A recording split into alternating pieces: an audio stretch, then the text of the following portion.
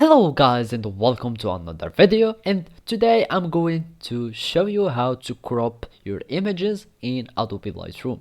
So now open your Lightroom software and import your image.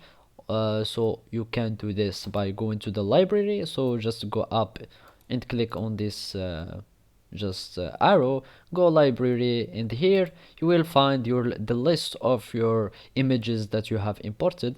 So you will need just to click import, or you can just drag your images from like this and drag them here to Lightroom, and uh, you can just import them, and you will click on import and you will have them here in this library. And when you go to the develop mode, you can choose any image that you want. So I'm going to the develop mode.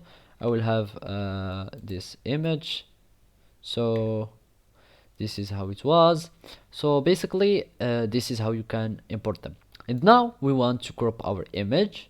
So simply all we need to do is to click on the crop overlay tool and just click on it, and we will have this window. Or you can just click on R as a shortcut and it will have this one. So now we are going to choose from where we want to crop our image. So it's just adjust this one, this crop or this grid line.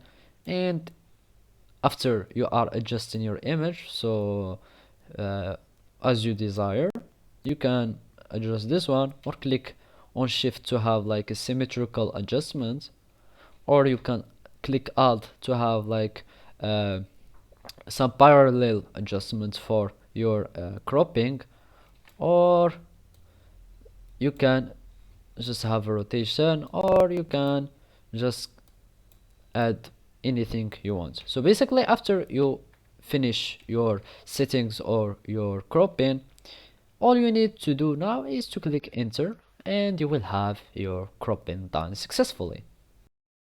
So basically this is the way how to do it. Thank you for watching and see you next.